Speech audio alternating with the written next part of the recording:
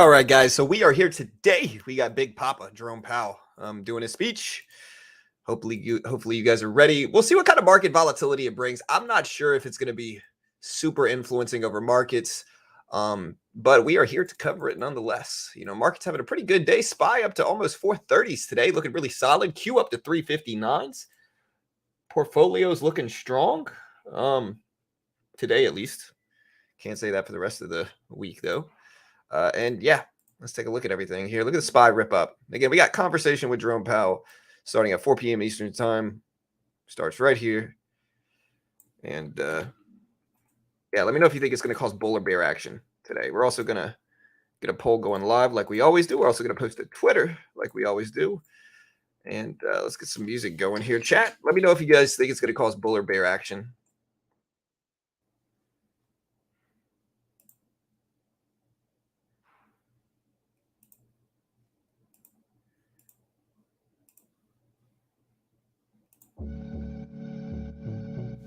Let me know if you can hear the music. You should be able to. What's up? K, Sim, Lucas, G. What's up, guys? All right, look at the market. Hey, my stock portfolio is up $300. We're down more than that on the week, but I mean, hey, that's kind of how long-term investing goes, you know?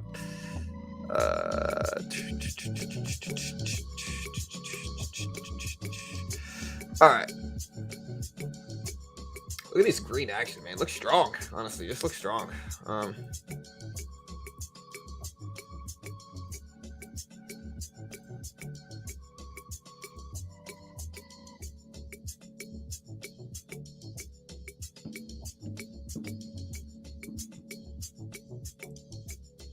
Choppy day at first. We broke out of that range. Looking good. Yo, Tylo. What's up, BG? What's up, Lou?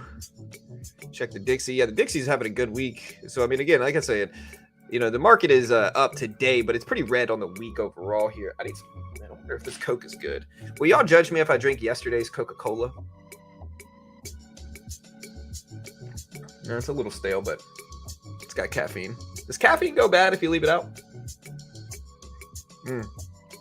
Bull trend coming through.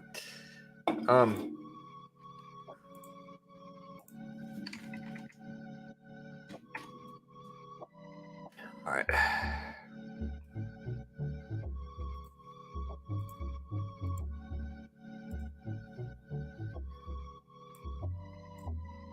Am I connected here? I don't think I am. Okay, I am connected. I don't know why it's not filling me. Might need some time to connect. I'm gonna buy this right here for sure. I'm gonna buy 100 shares of the SPY. Oh, I guess it wants us to take 125. No, we're just gonna take 100.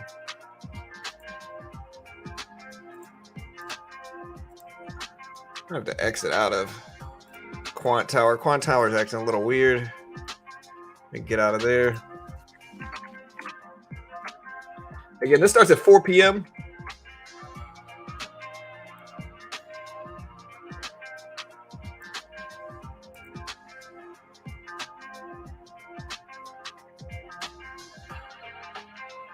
Got some jiu-jitsu done today.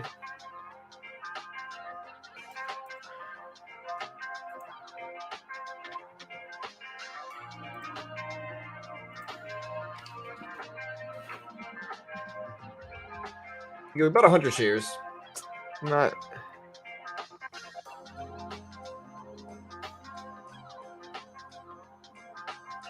All right, so we got 100 shares. We can go ahead and add some more. Let's take 150 right there.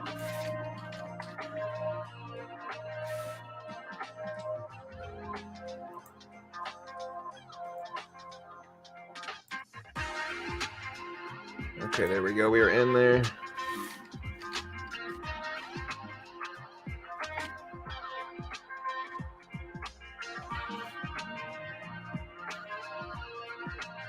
What a weird position. All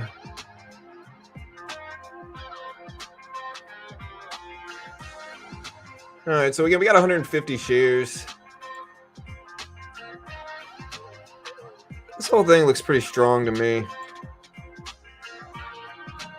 And again, Jerome Powell is supposed to do conversations with the chair. Yeah, I don't know how that's going to go. So,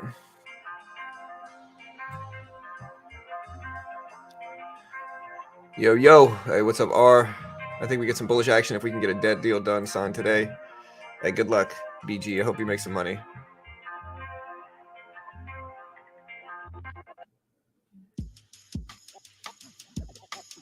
Let's do a poll here, because we need a poll right now. We need to ask people, would Jerome Powell influence the market in a major way? That's what we're going to ask. Yes or no? Would Jerome Powell influence the market in a major way? Yes, no. Vote on the poll. Let me know what you guys think. Well, this isn't the FOMC, Lou. So this is just, it's called Conversations with the Chair, or Conversation, singular, with the Chair. So, yeah.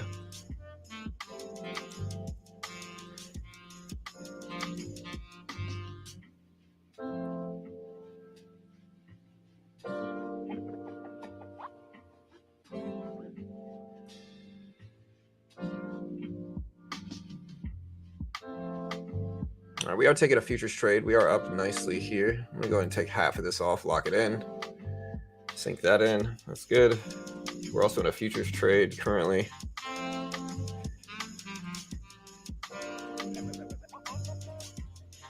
In my opinion, they can fire the whole feed and start again. All right, we'll see. What's up, Freedom? Well, aftermarket fluctuation to reflect tone of conversation, maybe to a certain extent. We're not sure how much. Again, maybe to a certain extent.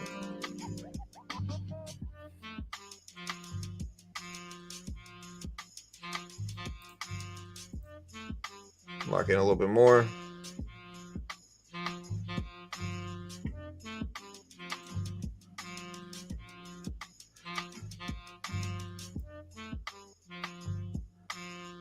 All right, Joe Powell, the Q. I mean, again, everything's pretty green. When you zoom out on the day, the market's looking pretty healthy. Again, vote on the poll. We got 70% saying yes. We're going to do a Twitter poll like we always do as well.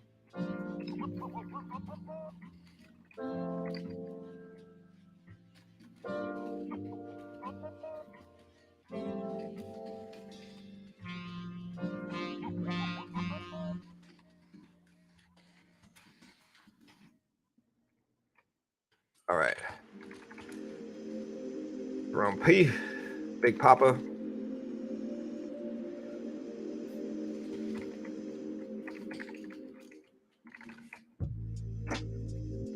Again, Nvidia has been pretty slow too. All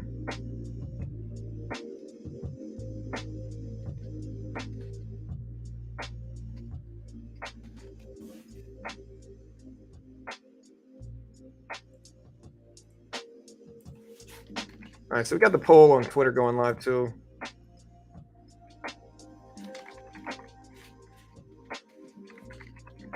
Bullish, bearish, I don't know. His speech doesn't start for another 35 minutes. So we're still pumping up some more. I'm going to go ahead and lock some more in here since we can. There we go. Little scalp. I'll take it.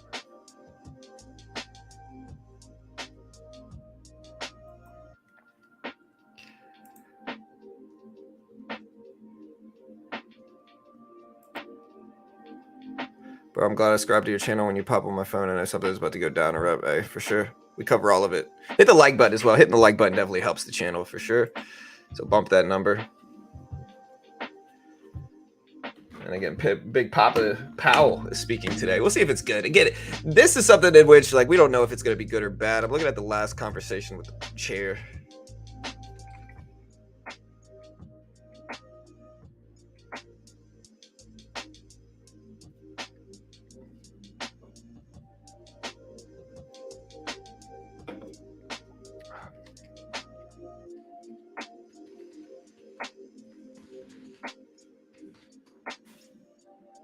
I'm looking at the last one. Was Powell at the one? He was at the last one. I've never actually covered this before.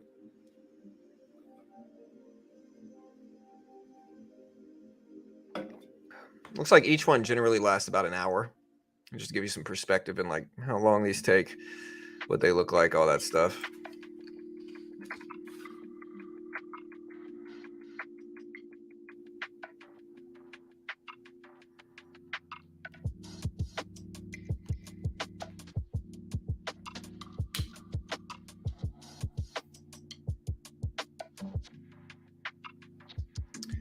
Again, we're still at 25 shares. We've already mostly scaled out of this position. Any expectations for gold? Gold generally moves with the broad markets. Hey, what's up, Steven? Hey, good morning, bro. I'm over here in Texas, which is kind of like Texas is the Australia of the United States.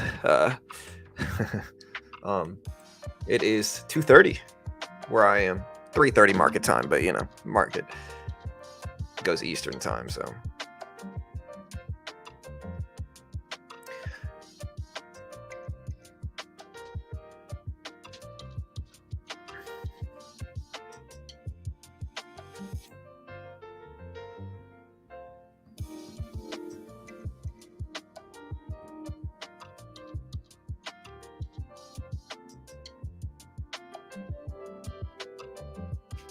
All right, so will this move markets, guys? Again, looking at this, 71% say yes, it's going to influence the market in a major way.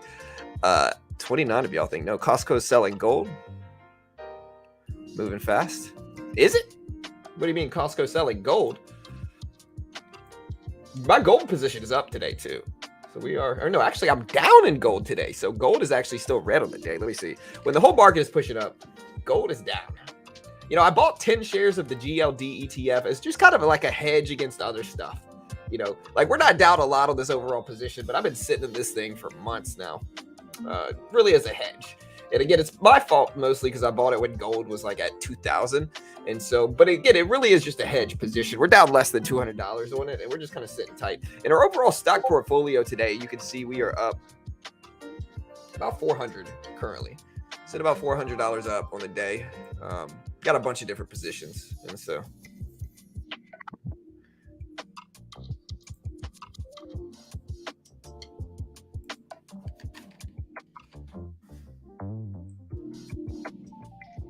All right, so yeah, the conversation with the chair.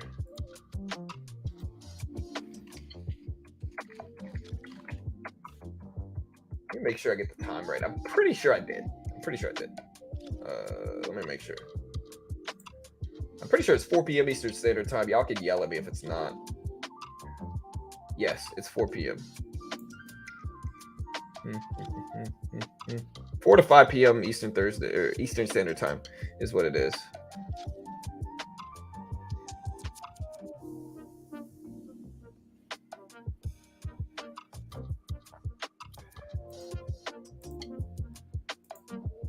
Appreciate everybody liking this. All right, so 64% are bearish on this speech, believe it or not. And honestly, the market's pulling back a little bit. Again, I can't even lie. Shout out to Chart Prime, dude. I'm not even trying to plug one of my sponsors, but that trade I just got in on both this right here, which I'm going to go ahead and just liquidate and take profit because I'm already really green on the day. This trade right here, as well as the futures trade, Chart Prime helped your boy out here. Look at this. Again, I'm telling you, like the Market Oracle Pro gives these buy and sell signals, and like they're pretty solid, right? Look at the sell signal here in the drops. But when it's strong, when it has that strong buy signal, usually buying it immediately after gives me pretty good results. Again, if you want more info, check out the link in the description. It's like $1. You can try it out for $1. Literally $1. You can try this out for. Really, really dope. I like it. They're a sponsor of mine. I'm biased, of course, but I like it. Let's do a timer. Hey, you're right. Thank you for reminding me. Let's do a timer here. Ooh, we got 27 and a half minutes.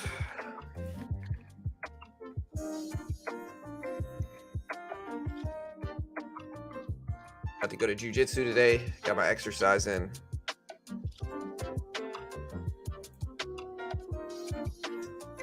Hey, thank you, Elevate. Honestly, they really are dope, BG. Like, they really do.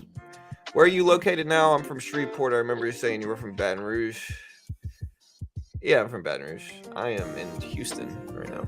Houston area. I'm not going to be too specific, but I'm in Houston area. But yeah. Go Tigers. Saints lost. I'm still kind of bummed, but they're doing all right. The Saints got a pretty solid team this year. What is turning on me? Oh yeah, I bought MGM. We're down on that one too, but that's okay.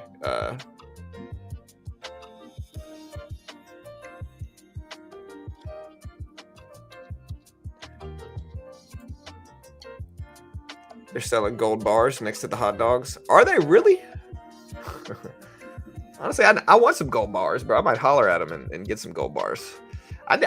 You know, I like diversifying. There's something about gold, bro. Like, I don't know if like I'm naturally just what's the word? I think gold gives me good luck. Maybe I'm just superstitious, you know.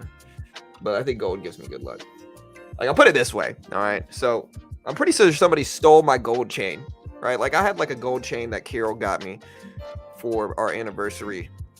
And it was like it wasn't a cheap chain. It wasn't super expensive. It was like $1,000 for, the chain. I lost it at jiu-jitsu. I'm pretty sure somebody got it. Somebody took it. Again, it's my fault. I left it hanging out in one of the really open pockets in my gym bag, and it popped out somewhere, and somebody probably picked it up. So I can't even blame nobody else. But ever since I lost that chain, bad things have happened. Maybe it's just OCD. Maybe I'm superstitious.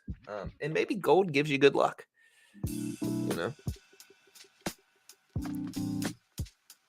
Selling gold, 1 ounce bar.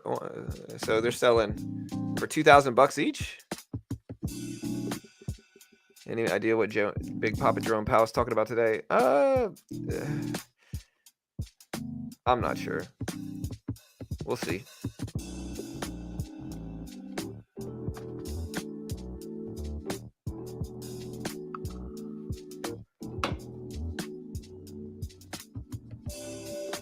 Market's starting to pull back a little bit. Again, we still got about 26 minutes left.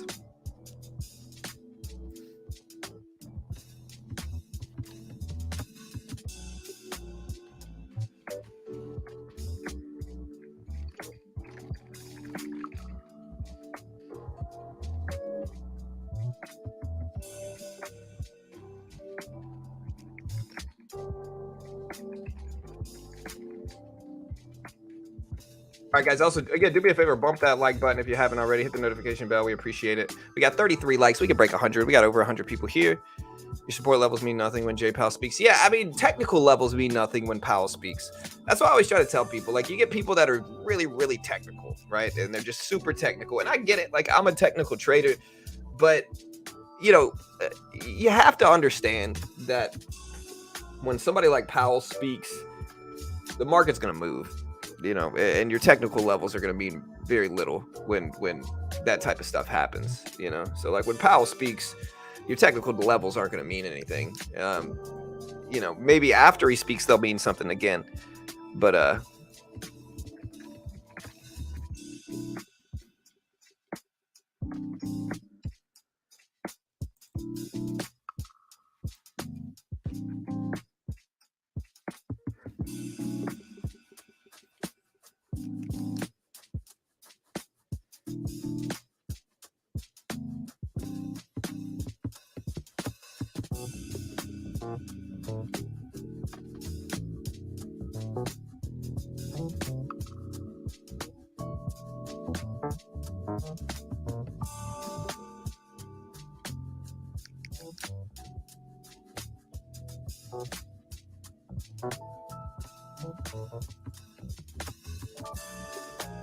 yeah, for sure, Murphy. He brought down 250 SPX points in 1 week.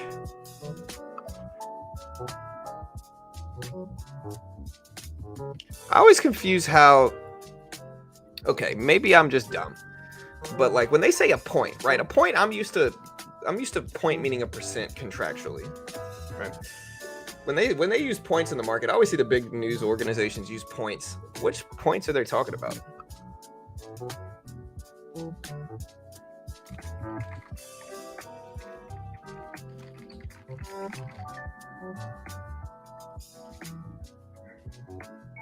$1.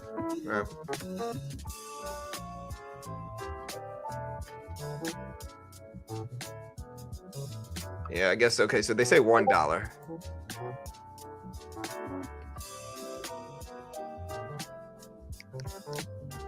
Yeah, I never knew. I'm always used to 1 point meaning a percentage. All right, market started to come all the way back down. Looks like Tesla is really what's dragging it back down again. I mean, Tesla, we're green on our Tesla trade. Yeah, I feel you. 250 points, $250. I see now. I appreciate it. Gold at least 1880. News break support resistance, thus changing the trend. Yeah.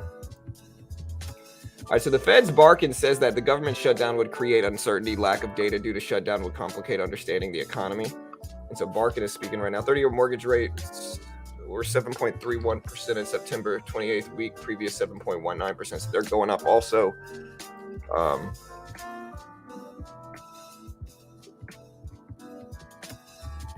All right, so U.S. sales about $86 billion in 4-week bills at 5.29%, covered 2.95x sell. U.S. $76 billion in 8-week bills at 5.3%, covered 2.59. BCB chief. U.S. and China talks gather momentum, paving the way for the two leaders' summit. Governments are discussing Washington visits by a senior Chinese economic policy official. Again, bump that like button if you haven't already, guys. We appreciate it. U.S. Kansas City Fed manufacturing number came in at minus 13. Kansas City Fed composite index came in at minus 8. All right, so the United Auto Workers are targeting a 30% pay increase in contract discussions with U.S. automakers versus initially saw 40% from GM, Ford, and Stellantis.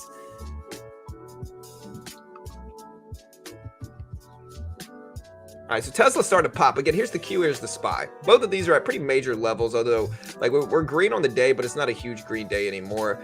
We're still at 428s, under 430s. So same thing with the Q. I mean, the Q, we were at 359s. We've since pulled back over $1, over 1 point, you see. And now we're at 359. So again, we'll see if we hold.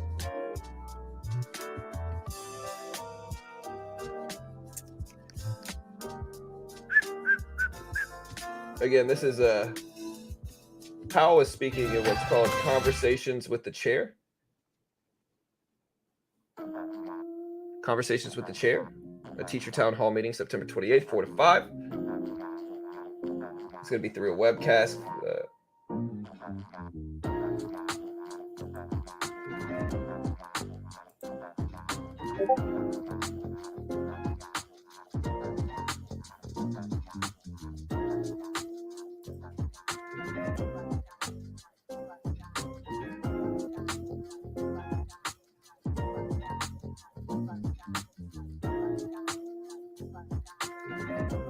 Yeah.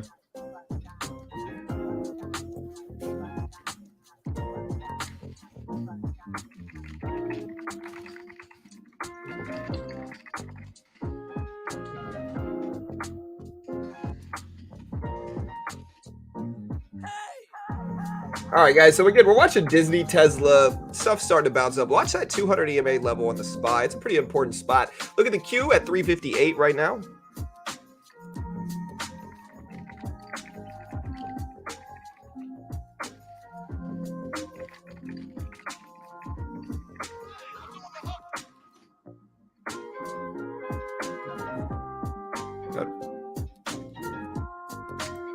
All right, guys. Again, let me know in the chat what you guys think. My question is today, will Powell be bullish or bearish here? Looking at our poll numbers, 64% of you say yes, Powell will move the market in a major way. 36% say no. We got some oops.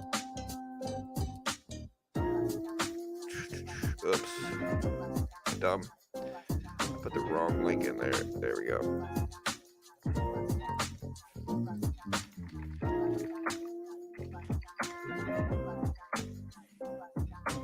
All right, so on YouTube, we got, basically 70-30. On Twitter, we got similar. We got 60% bearish, 27% bullish, and 13.5% saying, I don't know.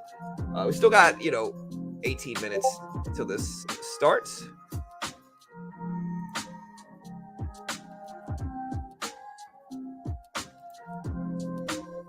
What's up, Steve? We got 18 minutes, about 20 minutes left until the speech.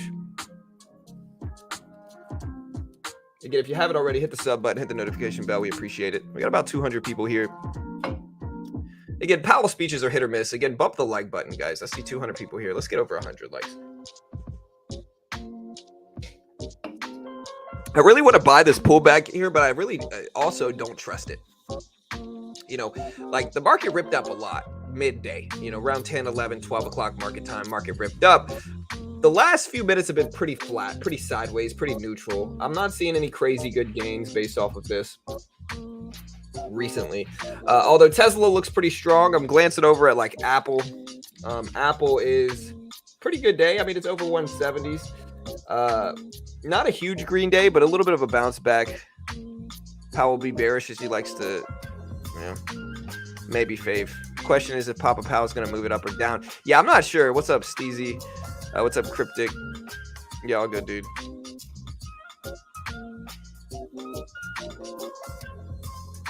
Power out Wednesday to power out Thursday run up. Yeah.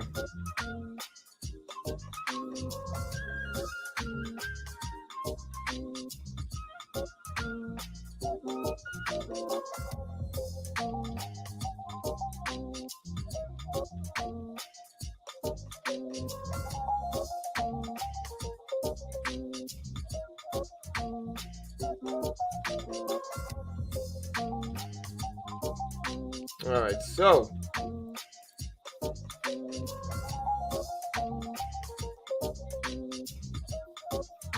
we're watching Tesla move back. It's kind of dragging the rest of the market up. You also have to look at Nvidia here. Nvidia is an important one. It's over 430s. That's good. I think if Nvidia can hold over 400, that's good. I think Nvidia is what's been ultimately dragging the market back with how much it's gone down over the last really couple weeks. It's good to see Nvidia bounce back up some. If it can hold over 430s and stay around these levels, I think it's fine.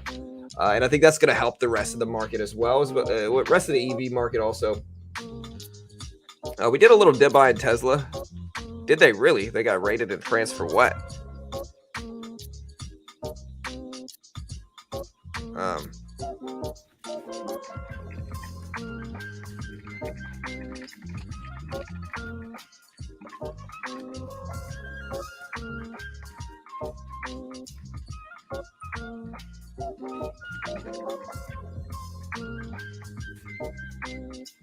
So again, Powell's speech is going to be live streamed here at 4 p.m. Eastern Standard Time.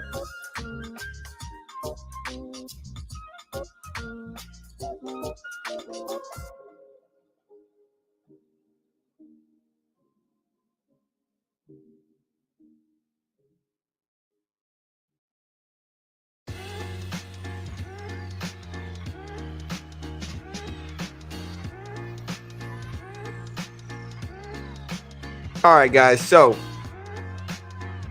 for instance, Competition Authority raided Nvidia's local office this week on suspicion the company engaged in monopoly practices, huh?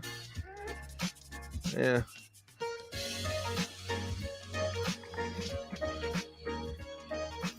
All right. Hey, market is flat leading into this. I don't know how much this is really going to move things. I really don't know how much is going to move things. We're watching Apple. Apple's up a little bit.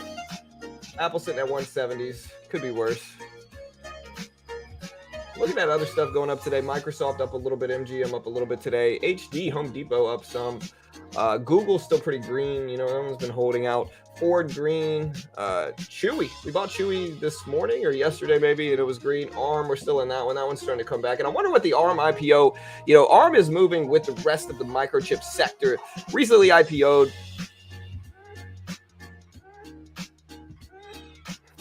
So,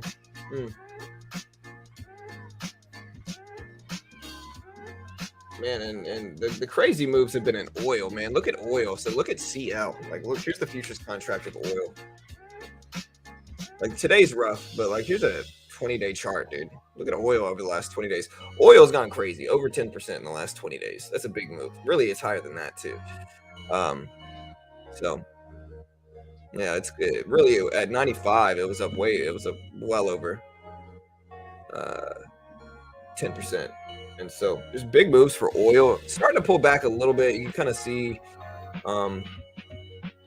Wednesday, Thursday, pulling back a little bit today and yesterday. But that's all right. It still had a pretty big comeback, or a pretty big run up, I should say, here.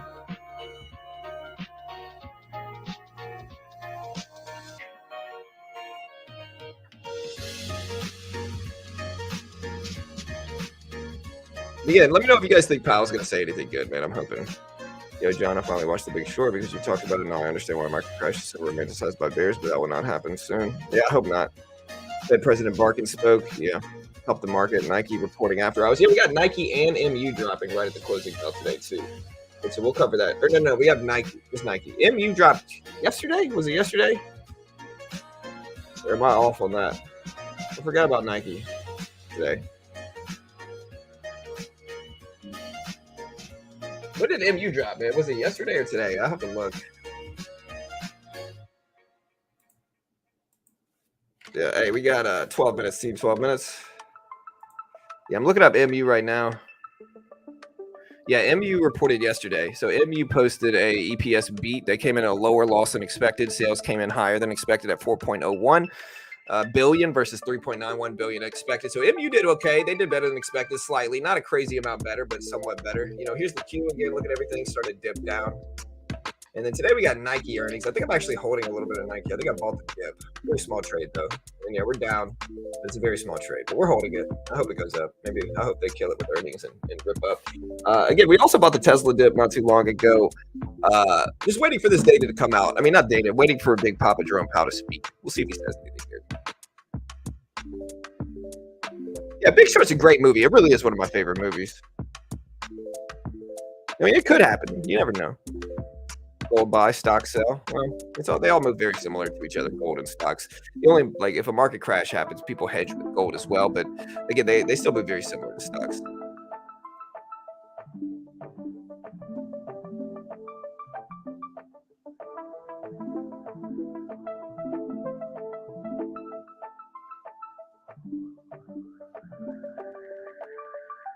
Check it.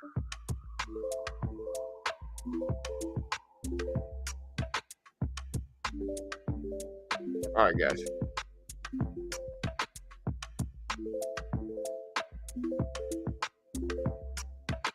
Testing the volume weighted average price. Nike up a little bit. Again, they drop in about 11 minutes. When does Nike report? Actually report. Nike reports at 4:15. So Nike's going to report a little bit after the close. AMC never leaving is trending here. What's AMC doing today? Let me guess. They got some type of crazy conspiracy theory about why AMC is different this time and it's going to go crazy.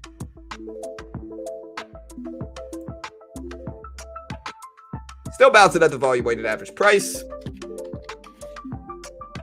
Q at 358.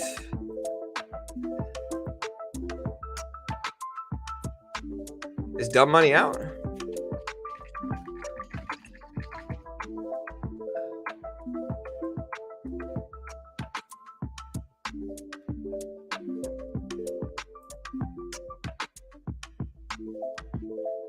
When you know what I hate? I hate articles like Cosmopolitan posting how to watch dumb money streaming, and then you click on it and it's basically like, oh, you can't. Oh, great. Why didn't you just say that in the freaking title? Like, you're stealing clicks. Nobody wants to read all this to figure out you can't stream it. Cosmopolitan? The heck is wrong with you, man? How dare you? Apes want a new CEO. Yeah, they do. I believe they need a new CEO. BB reporting. Yeah, BB reports, which is kind of a meme symbol, if you will. Like, it moved a lot with the meme movement, recently too. Hey, what's up, Polaris? Yeah, all good. Go to cinema. I ain't got time. I got kids. Other stuff to do. I just don't have time.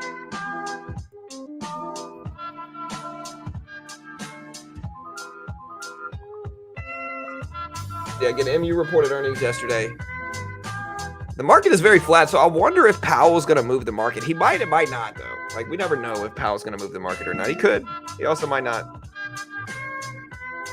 We still got 8 minutes left until this drops.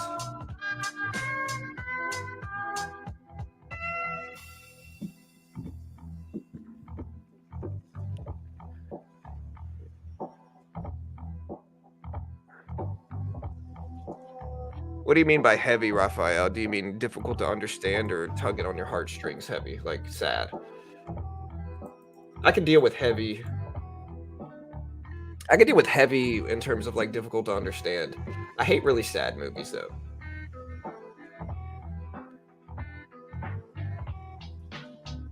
So people think he's going to make the market run. We'll see, Trell. I hope they're right, honestly. The market's very flat right now leading up to this. And so I hope they're correct. You know, we'll see. Yeah, we're gonna turn the music down when he speaks. Don't worry. So yeah, like we're not gonna. Yeah, we're already waiting here on the page, waiting for him to start. Just on mute right now, and we'll, you know, again, we're gonna have it up live. You'll be able to watch it as it happens here.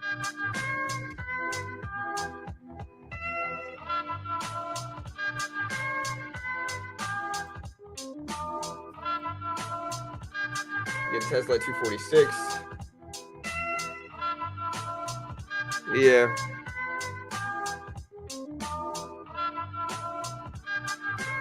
Yeah, but I don't understand how it can be sad though, Raphael. Like the only thing sad I can really imagine is from it is people are gonna say, "Oh, well, we took a really risky gamble and lost on it."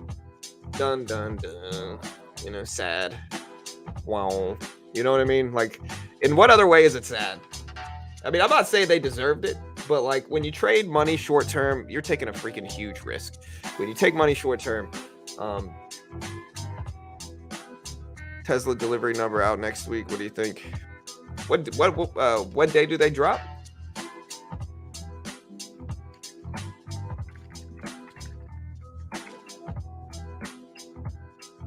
And so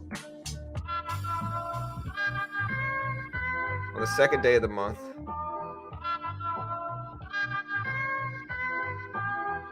All right, so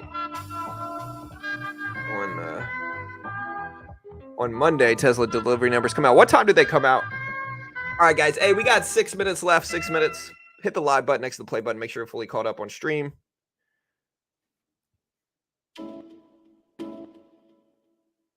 Oh, you mean The Big Short? Or you mean oh, I'm thinking of I'm sorry, Raphael. I'm thinking of Dumb Money was what I was thinking of. The Big Short is heavy and sad.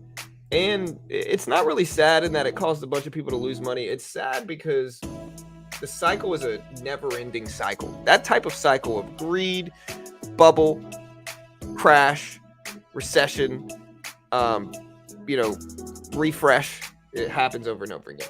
You know, it's happened over and over again for over 100 years now. And so, you know, it is what it is. But between jpow talking and a possible government shutdown, what do you think that does to the markets over the next week? I don't know. I think the market might go up the next week. I think September slump is almost over. We got a day left, basically. And so, yeah.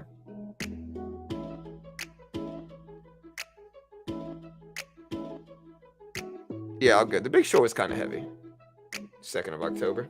Yeah, for sure. Speaking of Tesla, Tesla's pushing up. Again, we got 5 minutes.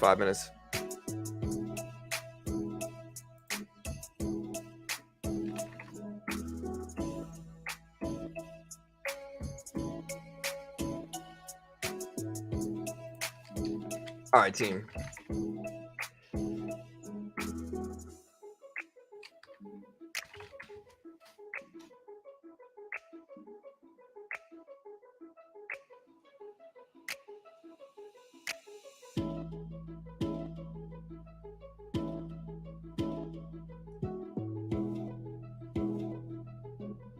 We're starting to bounce up a little bit on the Q. Bouncing up a little bit. Look at the market being really flat. Again, the market closes in 4 minutes. We do have some earnings dropping too. Again, Tesla riding up. That looks good.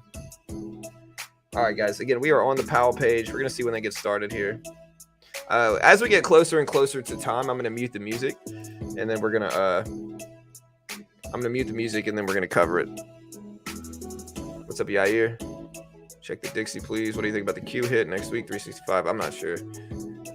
That cycle is known as capitalism, my man. And I think capitalism is the best option we got. I think, you know, it's important for people to avoid the greed, ride the bubbles, understand the cycle, not get emotional and sell when we're dropping, and then just ride through it. I think that's the best cycle we can. Again, I talked about it earlier, you know, like all the other forms of government and, you know, economic forms don't really seem that good because most of them involve giving people power who haven't earned it.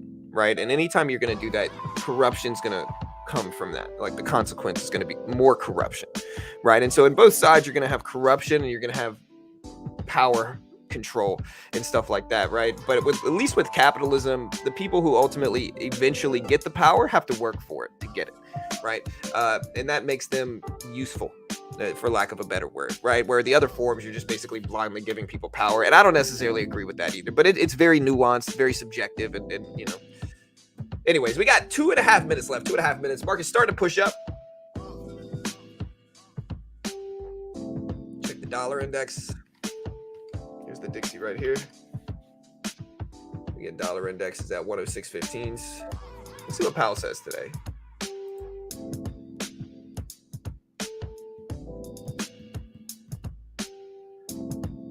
October pumps, how come so many technical analysis traders are showing bearish graphs? Well, number one, Hopa, if it's your first time entering the market, brother, you might not realize that, like, generally most TA people are constantly bearish. They're never endingly bearish. Like, bearish views get more clicks. Crash predictors is what I call them, because they get more clicks, right? You've had a lot of people, and I've showed this before. Again, we got a minute and a half, so I'm going to be quick. You got a lot of people that have been predicting a market crash. I'm going to put a yearly chart because it's easier to show, right? And again, the market is up, even with the latest pullback, the market's up huge amounts over the past year, right? But you've had a lot of people that were predicting crashes.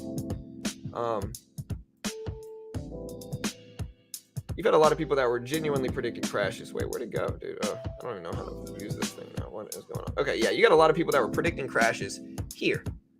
And now that we're finally dipping down, they're like, see, I told you so. And it's like, well, no, you've been saying this for years. Market's been ripping up. Again, if we look at this, the trend is pretty obvious. Like, they're going to act like the market is crashing right now. But that's the trend. We've been in this for a year straight. And so maybe, and again, it's September. It's the worst month of the market. So, of course, everybody's selling. Anyways, this is about to start. I'm going to turn the music off. The sound should be crisp. If it's not, let me know. And again, we're going to get ready here. And yeah, we're gonna get ready. Let's put this up on screen. All right. And I'm gonna mute the music as well, so that I'll let you know when it comes on. All right. So yeah, we're waiting. No start yet. I'm gonna check another source real quick just to make sure there's not a better source for this. So bear with me.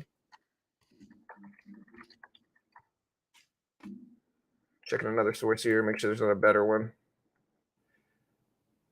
Okay, yeah, there is a better source. So we're going to go with the better source now. Okay, they're still muted. Okay, oh wait, here we go. We are live. There's a better source here, so I'm going to give you the better one, okay?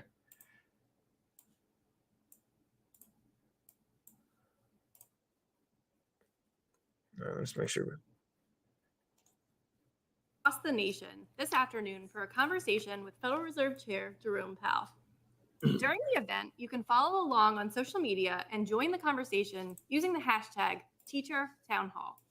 My name is Robin Capetto, and I work closely with my colleagues here at the Federal Reserve Board and around the Federal Reserve System. I, along with over 50 subject matter experts, make up the Federal Reserve Education Group. Our group seeks to promote teaching and learning about the Federal Reserve System, its mission, and responsibilities. The Federal Reserve Education Group's collective efforts are aimed at increasing educators' ability to teach economics and personal finance while helping students and the public gain real-life skills to increase their economic and financial literacy. I'm Sarah Gunn. I'm the Economic Education Director at the Federal Reserve Bank of Richmond and the Chair-elect of the Federal Reserve Education Group. As you may know, October is Economic Education Month, and there is programming planned throughout the month to help educators in their ability to teach economics. We hope that you will join us promoting economic education by attending a Federal Reserve education program, teaching about economics topics in your classroom, or exploring careers in economics with your students. Robin and I will field your questions and moderate today's session with Chair Powell.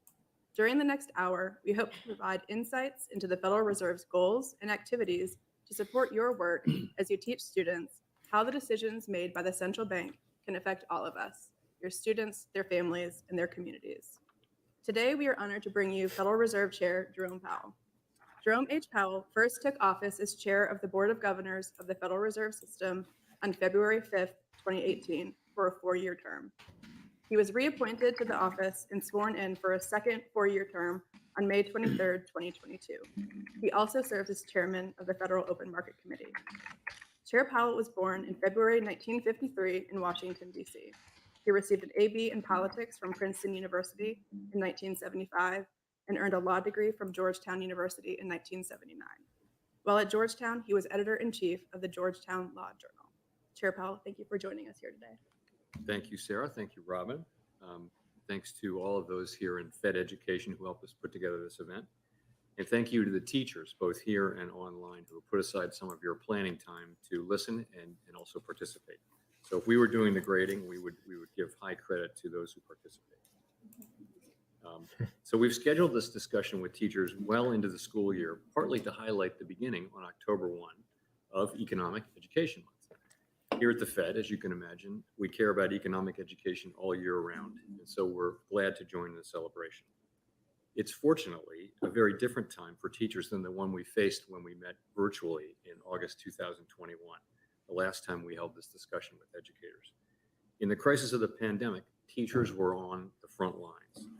I know how overwhelming this challenge was for many of you and the extent of your sacrifice, for which my colleagues and I all thank you. And that crisis in many ways continues as research confirms the educational deficits that students still suffer from the pandemic. In addition to the challenges they face, there are likely to be consequences for the economy and for society in a generation of young people who may lack some of what they need to be well-informed and engaged participants in our economy and in our democracy. Addressing this legacy of the pandemic is a major public policy challenge. So now more than ever, teachers are crucial to America's future. A large majority of you are economic educators, a role that is of particular importance. As many of you know, the Fed's ability to influence the economy depends to some extent on influencing the public's view of current and future economic conditions. When my colleagues and I publish our projections of the most likely path for the economy and interest rates, as we did a couple of weeks ago, one of our goals is to influence spending and investment decisions today and in the months ahead. That will only be the case if people understand generally what we're saying and what it means for their own finances. So by educating students about economics, not only are you providing them with valuable skills to manage their finances and improve their chances for future success in any number of occupations, you're also giving them the knowledge that they need to understand the macroeconomy, including the implications of the decisions that we make around this table here at the Fed. Economic educators impart knowledge that's instrumental in how we promote a healthy economy. And in a way, when you teach students, you're also helping us conduct monetary policy. But you do so much more than that. Teachers illuminate the world for us. You help us to see the limitless possibilities in life, and as much as that, in ourselves. At a wonderful but also very vulnerable time in each of our lives, teachers like you are there to help us understand the world, especially when it's hard to understand. I will leave you with one of the many personal examples I could cite from my time in school. I can still very clearly remember a November day in 5th grade at Blessed Sacrament School up near Chevy Chase Circle, Washington, D.C. My teacher, Mrs. Keller, who was much beloved by all of us and by me, was called away from class. When she returned to the room, every student was upset and horrified to see her tears. And then we got the news. It was November 22nd, 1963, and John F. Kennedy had been shot and killed. So this was something that was very hard for my classmates and me to understand. She pulled herself together and somehow convinced us that everything was going to be okay. So teachers are there for all of us when we need your knowledge, your example, your encouragement, and not least your care. Thank you for playing this indispensable role that you play in our lives and in our children's lives. And I look forward to our discussion. Thank you. Thank you, Chair Powell. Now we're going to take some questions. First, we have a question from Mark Edelstein, a teacher from Newark, New Jersey. Mark? Hi, Chairman Powell. Thank you so much for taking my question today. Why teachers? What is the connection you see between the Fed and teachers? Thank you for your question, Mark. So I guess I would say teachers are really at the very center of the educational process, and education is at the very center of our economy and, in fact, our society. Over the long run, the skills and aptitudes of our workers are a key part, of course, of what drives the economy and economic growth. Our educational system equips people with the skills and aptitudes they need to succeed in our ever-evolving economy. So, and also, of course, critically, to play a constructive role in our democracy. So really, your work is very, it's crucial for both the economy and our society, but also for the work that we do here at the Fed. I would also say, as many of you know, we have a particular focus on economic education here at the Fed. We have lots of online tools. We work quite a bit with teachers and students here at the Fed around economic education. We place a high priority on it. And we host this town hall, of course, every couple of years. It's delightful to have everybody back in person, by the way, for the first time since 2019. Thank you. Our next question comes from Jason Cotter, assistant professor at Brigham Young University. Jason? Hey, Chairman Powell, appreciate you taking this question. I teach money and banking to college students. What do you think is the most important thing for college students to understand about the economy? For college students, thanks for your question, Jason. I think I would go with something general rather than something specific for your money and banking. And that really is this. For many students and young people, the barriers to taking on economics, it seems very abstract and very different from the things they've studied before. And people just kind of say, that's too technical and that kind of thing, and don't do it. The thing I would want students to know is economics is incredibly interesting once you get past that very first phase of learning the basics about the economy. So I do think people get turned away and because it seems so dry and technical. So once you get started, economics is just very interesting very quickly. It's highly relevant to the public policy that's being made all around.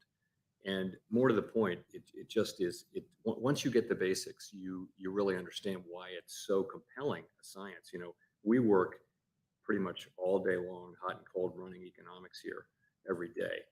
And I have to say, it doesn't feel like work. It's just all so interesting. When you think about what's at stake, when you think about economics is really the science of public policy, what works and what doesn't work and why.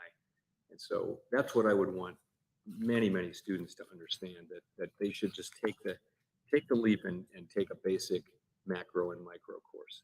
I mean, maybe kids who are already taking money in banking are past that point. And for them, you know, I think that's great, by the way. And I think that those are tools that will really benefit them in their careers and in their lives. Thank you, Chair Powell. Next, we have a question from David Cooley, a personal finance teacher at Blue Springs South High School in Blue Springs, Missouri. David? Thanks for your time, Chairman Powell. So my question is, what is the best way to explain to high school students the Federal Reserve's relationship with the federal government? Is the Fed a government agency? So a relationship with the rest of the federal government. Interesting question, and thanks for your question. So I'll start by saying that we are an independent agency that is part of the executive branch of the government. That's right. We're also non-political, strictly non-political, nonpartisan agency, and we serve all Americans by supporting a strong labor market and stable prices. To your question, though, the question of how we fit into the federal government is an interesting one. So we're an independent agency, and so the oversight over another branch of government has oversight over our activities. But in the case of the Fed, that's Congress and not the administration, not the rest of the executive branch. And that's a different kind of thing because we are an independent agency. So that's one thing. Is an independent agency is different from, for example, a department, the Department of the Treasury, which is part of the executive branch, but is part of the administration. We're not part of the administration. A little more about our structure and how we fit in. The president, when there's a vacancy on the Fed, the president nominates a candidate who then must be confirmed by a majority of the Senate. We serve these staggered 14-year terms, one of which expires every 2 years. So our terms are not synced up with the presidential election cycle. No jobs change when a presidential election happens and there's a new president. What happens is when vacancies open up, the then president can decide when someone's term ends, they can decide to renominate that person, or they can decide to nominate somebody new. So that's really the most important way in which the executive branch and the president interacts with the Fed.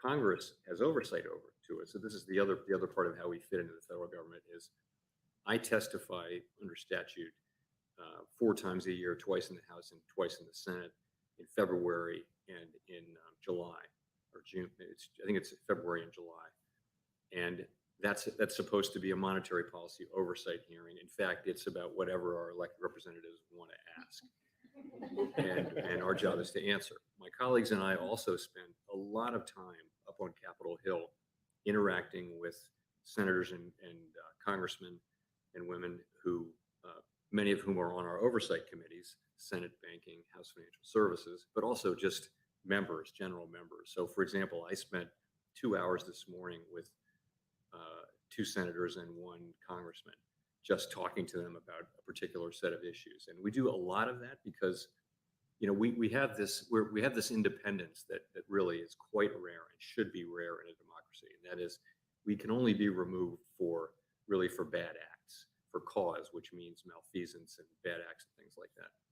And our decisions can't be reversed by the executive branch. They could be reversed by acts of Congress, but that's not something that happens. So in exchange for that independence, the other side of that is that we should really just stick to the assignment that we have, and also that we should, you know, work to make sure that Congress does understand what we're doing and we hear their criticisms, because we should be accountable to the public. We need to be in a democracy. So that's the other way that we fit into the government. Thank you. That's interesting. Our next question comes from Ashley Wagner, a social studies teacher at Oak Ridge High School in Oak Ridge, Tennessee. Ashley? Hello, Chairman Powell. Thank you so much for this opportunity. My question is, what is a common misconception about the Federal Reserve or your position that you'd like to clear up or share with high school students? Interesting. Thanks for your question. The truth is, central banking is kind of not on the main highway of what most people think about in their lives. So many people have only, and they have no reason really to carefully follow how the Fed is structured or anything like that. So there are a lot of misconceptions, I would say, generally.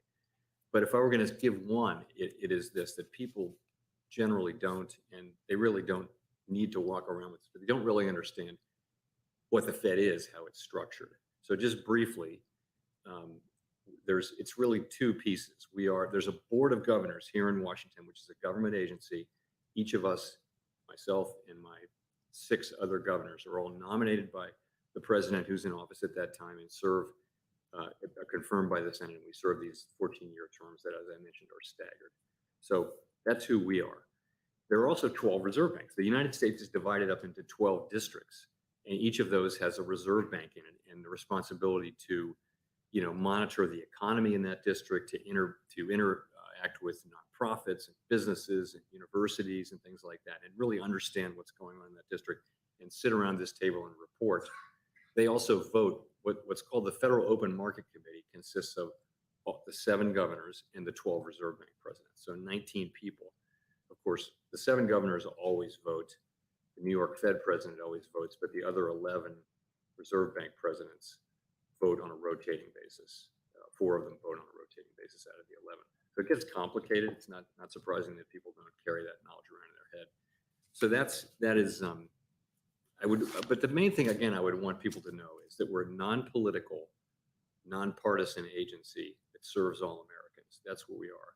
We have a narrow but critical mandate to support a strong labor market and stable prices, low inflation. We also supervise and regulate banks, and we try to keep the payment system safe and efficient and keep up and up to date as well.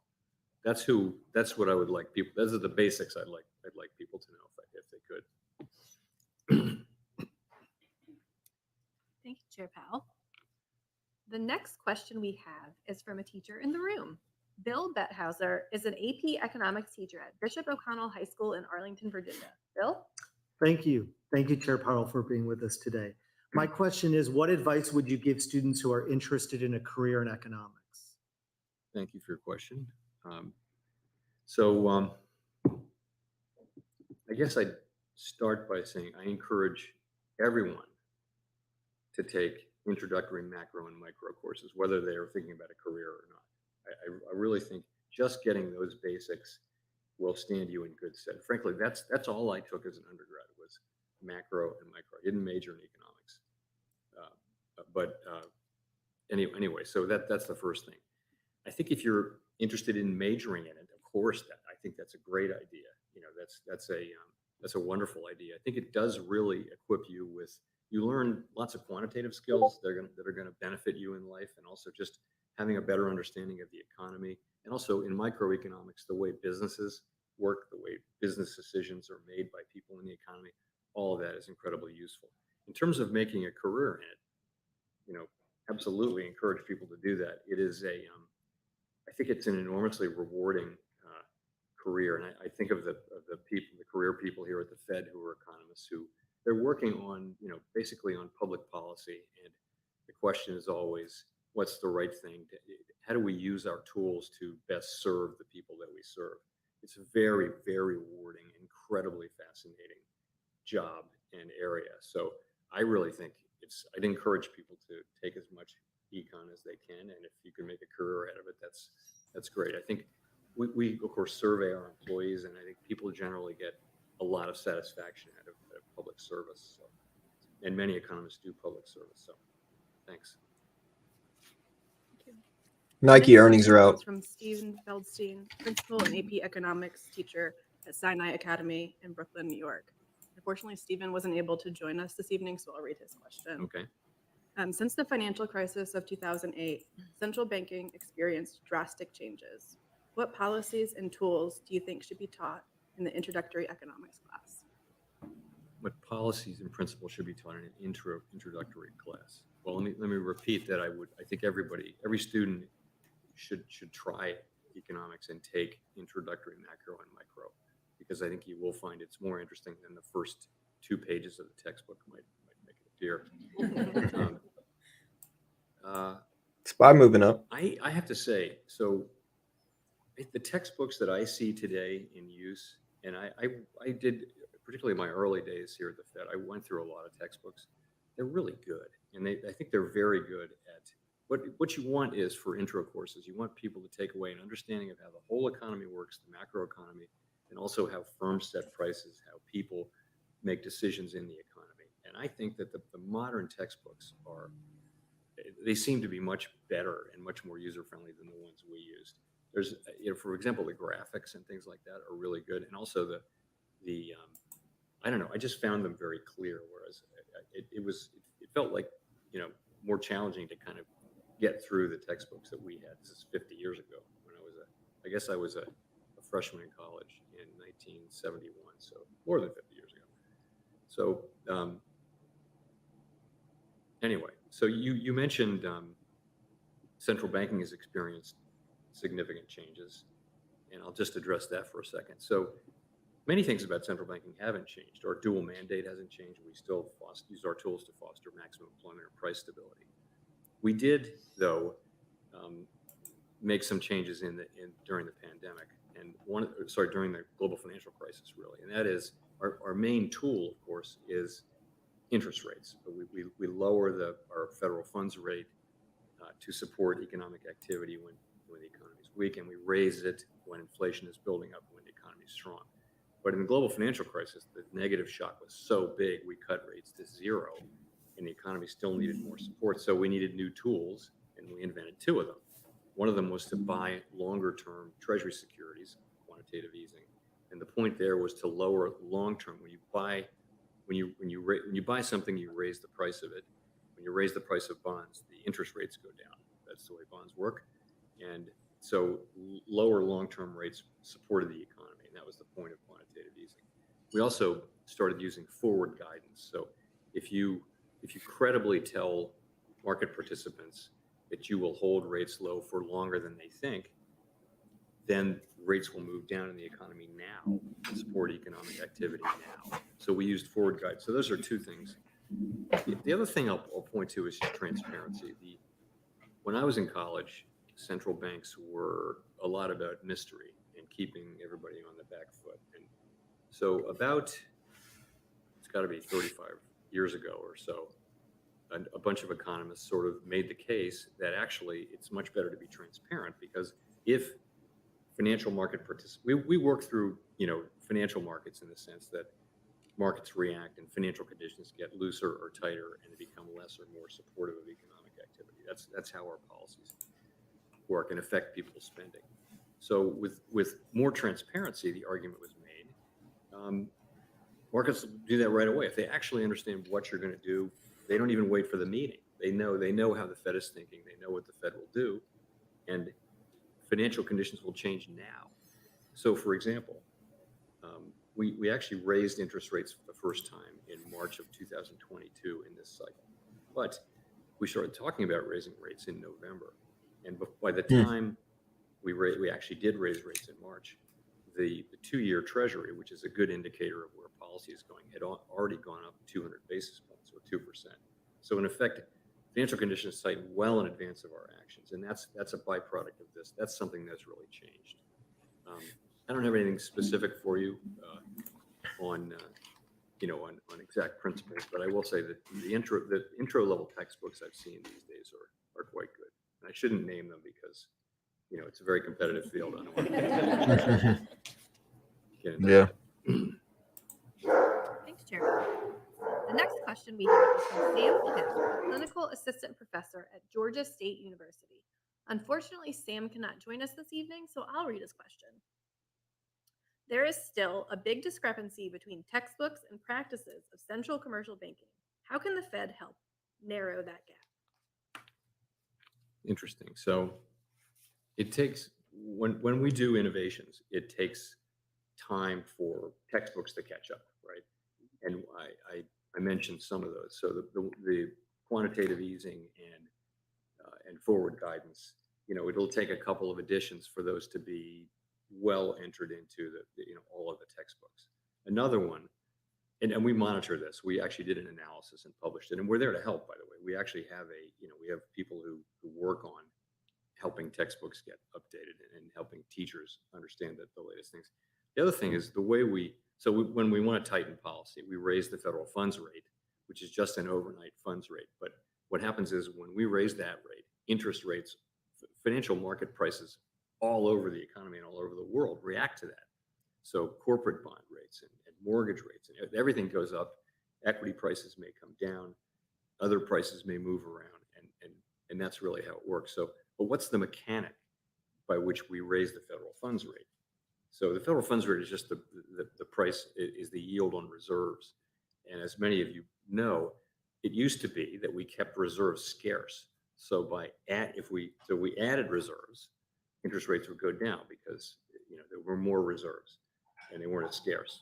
Whereas if we pull reserves out, interest rates would go up. So that's the way we did it for a long time. We don't do that anymore. Now we have these administered rates. So, and I would say that's the number one thing that textbooks really haven't caught up on. They still talk about reserve scarcity and things like that. These are little things, though. I think that the principles that are in the textbooks I've seen are quite well done. But it's an interesting question. Thank you. Our next question comes from Matt Jakes, teacher at Marquette University High School in Milwaukee, Wisconsin. Matt? Hello, Chairman Powell, and welcome from Marquette University High School in Milwaukee, Wisconsin. My question comes from my AP Economics students who would like to know, when you were taking undergraduate macroeconomics, what was your favorite topic to study? Thank you. That's a hard question because for me, that was literally 52 years ago. And there's been a lot of water under the bridge since fall of 1971. A particular topic from macro that I found interesting. Oh man, let me answer now what I think is what I think. I really can't go back that far, but I can tell you today that a particularly interesting area for people who want to study is labor economics. So one of the great things about the labor market is there's a lot of data. I think the best data we get for things, GDP is really hard to track, really hard to accurately track GDP. We do, our economists, and not here at the Fed, but the people who do that, they do a great job. It's very hard to get it right. labor economics, you get wages, you get job creation, you get job openings, you get all this data. So it's very, very interesting. Of course, it's one of our 2 mandates. So I think it's a fascinating thing to watch the way the labor market evolves, and sometimes in very unexpected ways. So I don't know if that's probably not much in your basic macro textbook. I'm really struggling to find something from macro in the fall of '71 that I remember. Maybe you can give me a list of 5 and I'll pick one. Can we do this multiple choice? Overall, though, I found micro quite interesting, to tell you the truth, as well. Micro is, I think for many students, micro makes more sense than macro. For my daughter, for example, she really liked macro. It was mostly math, and it made sense. How do firms price thing? The pricing your marginal cost and things like that was very intuitive to her. And then she took macro and decided not to major in economics. Despite my urgings, none of my 3 children majored in economics. So I can't help you with a specific one on that, but. Thank you. Next, we have a question from Penelope Santos Bates, a teacher and department chair at Queen Anne's County High School in Centerville, Maryland. Penelope, are you with us? Okay, I'll read the question for you. What do you like to do in your free time? Do you Take like long sports? walks on the Who are your beach. favorite teams? Sport to cheer for? Astros. You know what I like to do in my free time these days is work. So I'll get to We a know. better answer. But I We know, do pal. spend a lot of time. There's quiet time at home on the weekends where I can really read more of the background stuff. So, for example, read about AI and things like that. And so that's when I do. And so that's for me very enjoyable. In terms of fun, I would mention several things. I have 2 little grandchildren, 2 little grandsons, a few hours from here, and my wife and I love to spend time with them. 2.5 and 1, well, not quite 1, 9 months. Also spending time with friends. In terms of my own amusement, I'm an amateur musician. Emphasis on amateur. What does he play? But I play the guitar, and I play a lot. I play with friends and stuff like that. I also play sports. In terms of play various sports and try to stay fit. In terms What of sports? Teams, Saints. I Astros. like many people, I stopped following the local Washington team, but now that they've changed hands, and the team has changed hands, I'm back to being a fan of the Commodores. I'm very supportive of the new ownership and what they're trying to do, and I'm back to being a Commodore fan. Is it Commodores now? I thought it was the Commanders. Maybe I'm Teacher wrong. in the room, Alessandra Bakai is an AP coordinator and instructional lead teacher for Arlington Public Schools in Arlington, Virginia. Alessandra? Thank you, Chair Powell. Other than taking micro and macro, what single piece of advice would you give high school students, particularly seniors, and as they embark on their next chapter? Great question. So I actually have a couple of thoughts on that, if I can not limit myself. They all sort of fit together. But one thing is just life is a really long game. And, you're 22, you're getting out of college, let's say, and you don't realize that most of your life is probably ahead of you. So one thing is just keep learning.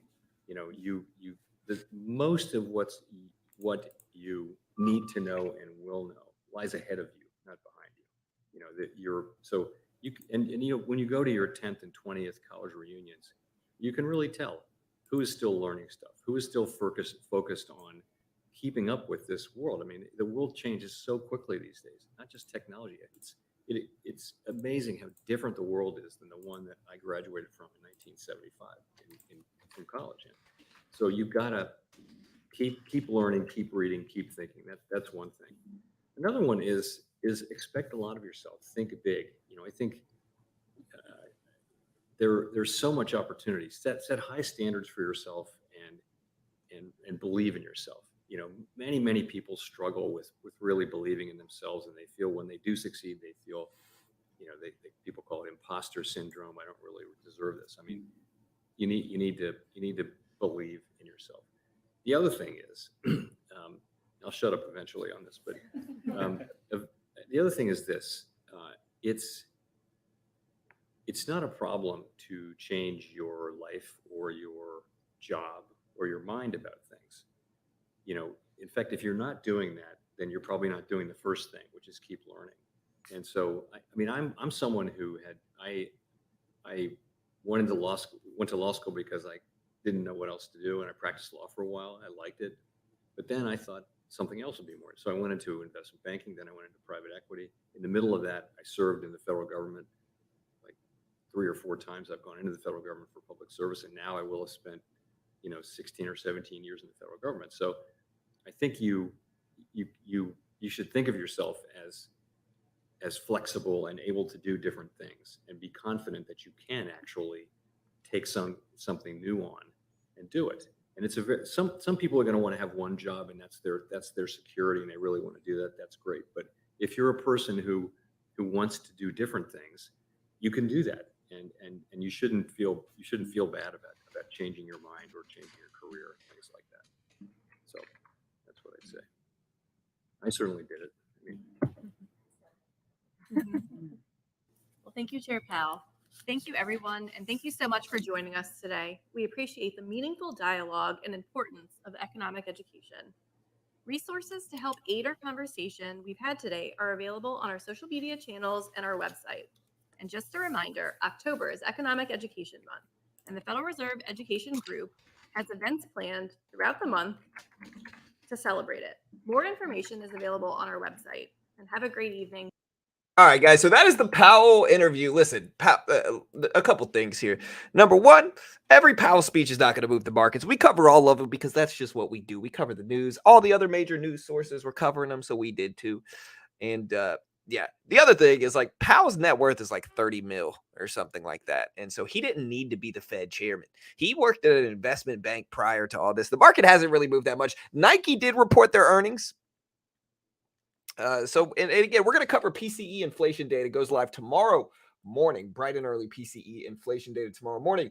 Again, Nike reported their earnings. They came in better than expected, I believe, on both. They came in at EPS of 94 cents for Nike, EPS of 94 cents.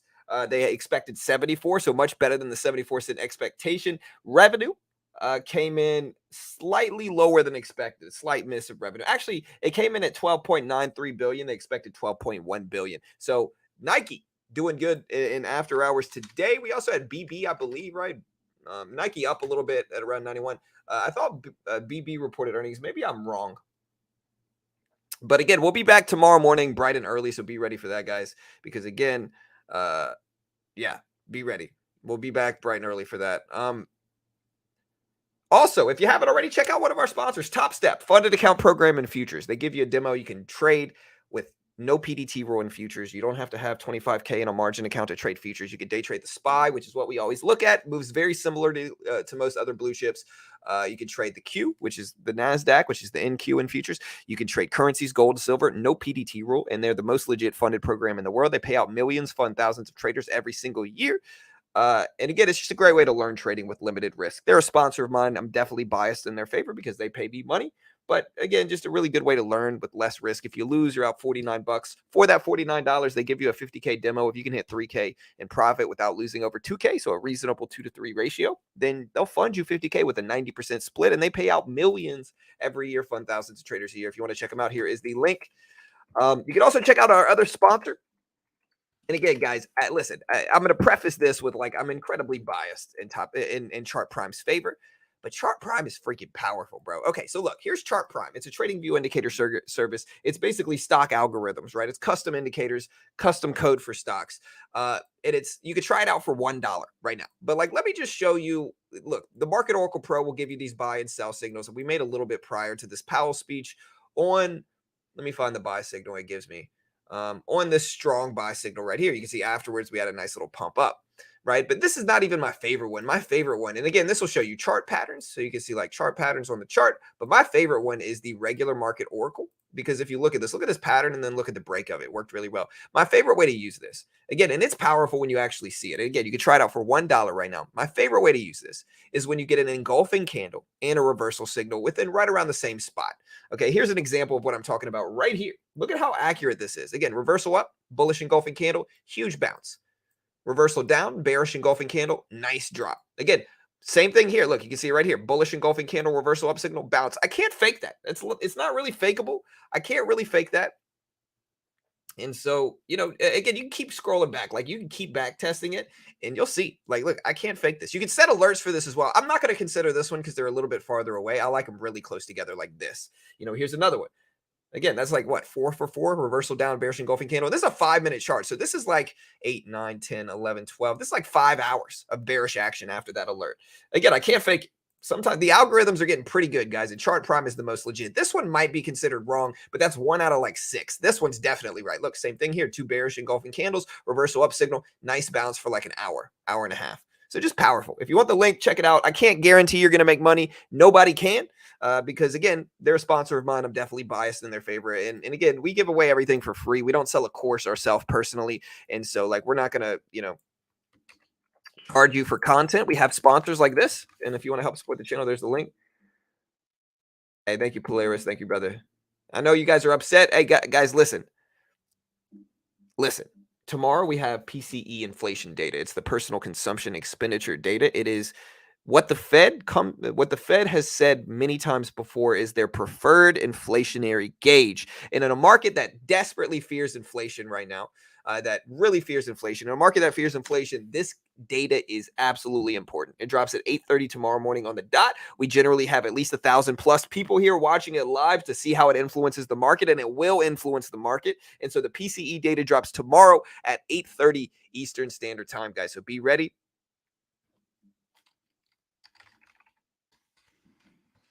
And I think we're going to do a crypto show.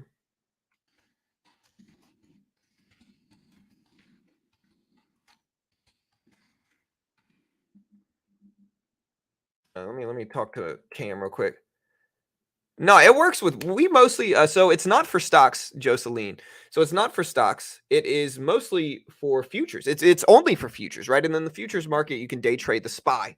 You can day trade the NASDAQ. You can day trade currencies. You can day trade gold and silver. Like here, and again, here's the SPY ETF that everybody knows, the S&P 500. And then here's the futures contract of it. So you can day trade this right side here, and there's no PDT rule. And again, you can kind of see it's the same price action if you're talking about Top Step. It's the same thing. Look. Big move up, pull back, bounce, big move up, pull back, bounce. It's the same thing, but you can trade this right when no PDT rule on Top Step. So again, check it out. Story time with Jerome Powell. I like what he said. Again, my mom was a teacher. And so, I can respect what he said a lot because, again, my mom was a teacher. That's a tough job, man. And we got to protect our teachers, I think. It's just a very difficult job. Would you hire me as Fed chairman?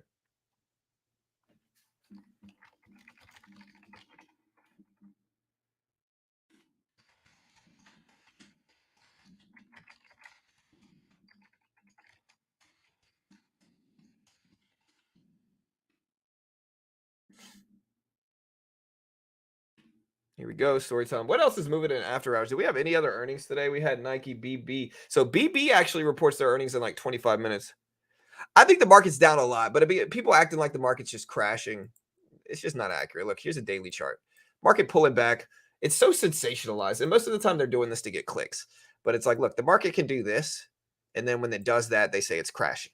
You know what I mean? Like, look, I get being bearish. I get extension on the upside. But like, you can't call this a crash because most of the people have been calling crashes all throughout here. Uh-oh. My drawings are looking a little sketch. Will it go down further? I don't know. Again, I think September's over. September is historically a really bad year, and or a really bad part of the year. And if, yeah, that's the symbol for it. If you look at historical markets in February, it's usually not good. And this September was no exception. This September was definitely rough.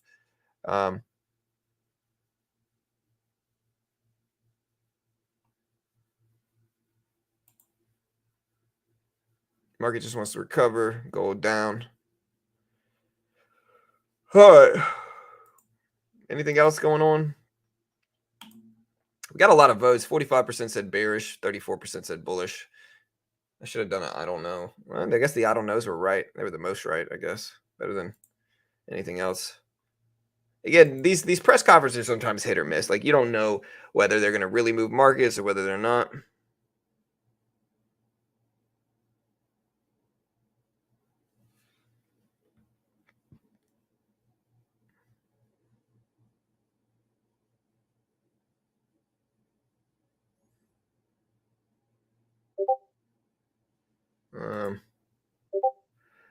Let's see what else we got.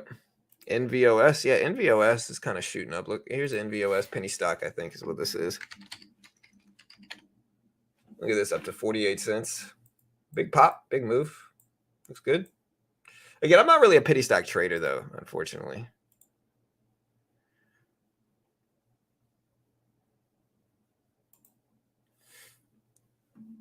I only have 3 options on my chart prime. What do you mean? 3 options for what? So do we expect gold to go up? I don't know. Where's gold at right now? Gold's been down a lot. It's down today as well. I mean, it's a green day for me in equities. But, you know, it's definitely not the greatest day ever, but it's a green day nonetheless.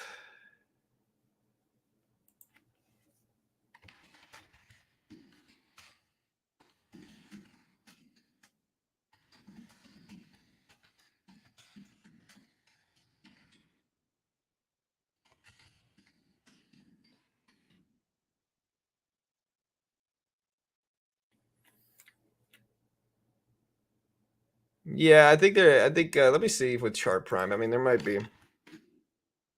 Again, though, the hardest part I'm having with chart prime is just being there for when those alerts go off, because they don't go off constantly. Like, they don't always go off. And so that's the only problem I'm really having with it. But a really nice service, really nice software, and again, just powerful. Like, if you look at it, again, I can't fake what I showed you. We showed you every time reversal. Look, every time you get one of these reversal signals and you get an engulfing candle on a 5-minute chart, it's just powerful. Look, you can keep going back to and look at how much this actually works. It's actually surprising, like genuinely surprising how well this works. Again, look at this one. Here's a great example, right? Let's get rid of the regular market Oracle Pro. And again, look at this bearish engulfing candles and a reversal signal. Like what? I would say within 15 minutes of each other. Look at that. It's a little bit longer term. So like this is like a 30-minute trade, but like look at the action you get afterwards. You know, like that's powerful. And again, it happens a lot. Like the accuracy rate is, you know, up there for sure. Again, I'm biased though, but again, I can keep going back and keep showing you this. Look, same thing here, bearish engulfing candle, reversal down. Look at this. And it looks same thing at the bottom right here, reversal up, bullish engulfing candle right here. Nice little bounce. So interesting for sure. And maybe the market's flat. I'm not sure.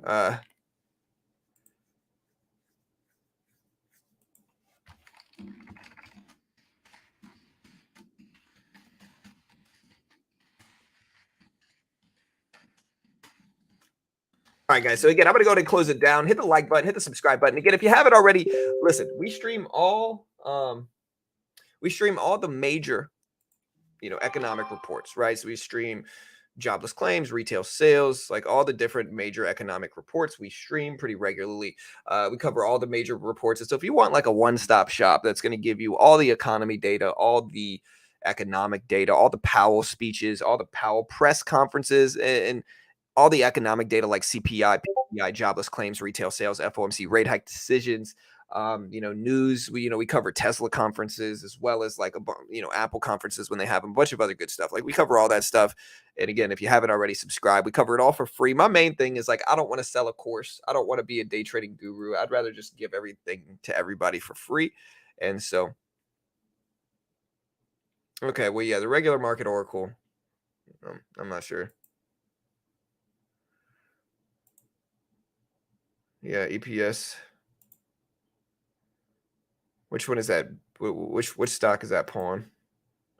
VRAR? Yeah, we'll see. Nike. The link is in the description, Bust. Again, I can't guarantee you're gonna make money. Nobody can. Again, I always tell people the same thing. Like, but you could try it out for $1 if you've never used them. And so if you've never used them before, $1 for 2 weeks. I don't know if you're gonna get the Market Oracle Pro, which is the one I'm showing you. You might just get the regular, or I don't know if you're gonna get the Oracle. The Market Oracle Pro is the one that has the buy and sell signals. The Market Oracle Pro, or the regular Market Oracle, is the one that has the candlestick patterns that I'm showing you in the reversal ones. But they're all really nice. And again, just back test, figure out, try different time frames is my advice. Like try different time frames. You can go down to a 30-second chart, a 1-minute chart, a 5-minute chart, a 3-minute chart, 2-minute chart, 15-minute chart, hourly chart, daily chart, and the patterns will all be there. So check it out. Nike is ripping up. But I'm gonna get out of here, guys. Love you all. Y'all be safe. I'll see you guys tomorrow.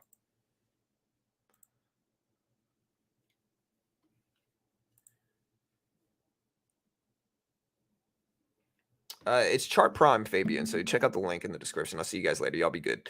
I'll see you guys.